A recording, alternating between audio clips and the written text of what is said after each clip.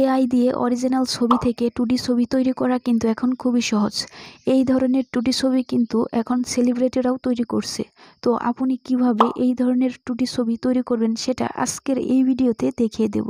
এই ধরনের 2D ছবি তৈরি করার জন্য আপনাদের একটি অ্যাপ ইনস্টল করে নিতে হবে। অ্যাপটা ইনস্টল করার জন্য আপনারা প্লে স্টোরে চলে যাবেন। প্লে স্টোরে চলে যাওয়ার পর সার্চ বারে লিখবেন গ্রোক লিখে সার্চ দিয়ে দেওয়ার পর আপনাদের সামনে এরকম একটা অ্যাপ চলে আসবে। আপনারা অ্যাপটা ইনস্টল করে নেবেন।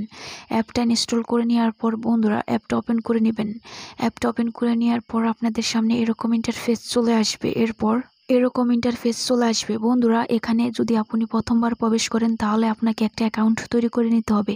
অ্যাকাউন্টটা তৈরি করার জন্য আপনাদের এখানে কন্টিনিউ উইথ গুগল এই অপশানে একটা ক্লিক করে দেবেন। কন্টিনিউ উইথ গুগল এই অপশানে ক্লিক করে দেওয়ার পর আপনাদের সামনে এরকম ইন্টারফেস চলে আসবে। এরপর আপনার মোবাইল বা ডিভাইসে যতগুলা জিমেল আছে সকল জিমেল এখানে চলে আসবে। আপনি যে জিমেলটা দিয়ে এখানে সাইন ইন করতে চাচ্ছেন ওই জিমেলের উপর একটা ক্লিক করে দেবেন। আমি আমার জিমেলের উপর ক্লিক করে দিলাম। জিমেলের উপর ক্লিক করে দেওয়ার পর আপনাদের সামনে এরকম ইন্টারফেস চলে আসবে। এরপর বন্ধুরা এই নিচের দিকে এখানে কন্টিনিউ এই অপশানে একটা ক্লিক করে দেবেন।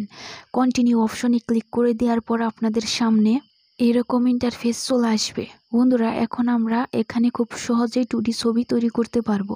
তো 2D ছবি তৈরি করার জন্য আমাদের এখানে প্রথমে একটা ইমেজ আপলোড করে দিতে হবে। যে ইমেজটাকে আমরা 2D ছবিতে পরিণত করব সেই ইমেজটা এখানে আপলোড করে দিতে হবে। ইমেজটা আপলোড করার জন্য আপনারা এখানে প্লাস আইকনে একটা ক্লিক করে দেবেন। প্লাস আইকনে ক্লিক করে দেওয়ার পর আপনাদের সামনে এরকম ইন্টারফেস চলে আসবে। এরপর বন্ধুরা আপনি ফাইলস এই অপশানে ক্লিক করে ফাইলে গিয়ে আপনার ইমেজটা আপলোড করতে পারেন, বা ফটোস এখানে ক্লিক করে আপনারা আপনাদের ফটোটা আপলোড করতে পারেন, বা ক্যামেরা এই অপশানে ক্লিক করে আপনারা এখনই ছবি তুলে সেই ছবিটাও কিন্তু আপনারা 2D ছবিতে পরিণত করতে পারবেন। তো বন্ধুরা আমি ফটোস এই অপশানে একটা ক্লিক করে দিলাম।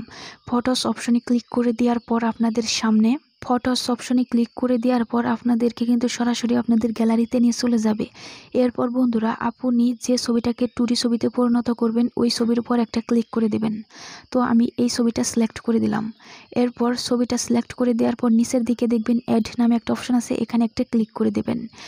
বন্ধুরা যখন ছবিটা এখানে আপলোড হয়ে যাবে তখন এখানে কিন্তু আপনাদের একটা সেন্টেন্স লিখে দিতে হবে। আমি সেন্টেন্সটা লিখে দিচ্ছি।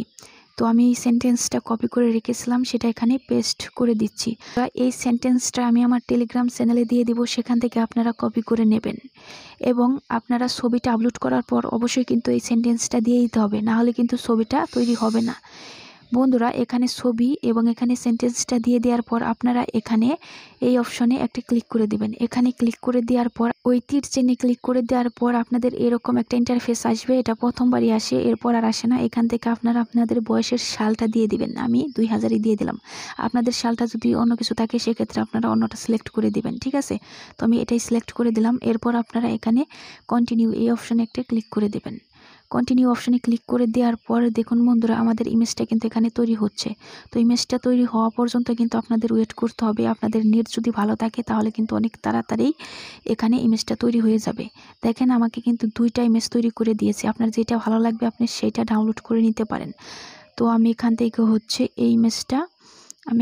এই ইমেজের উপর একটা ক্লিক করে দিলাম।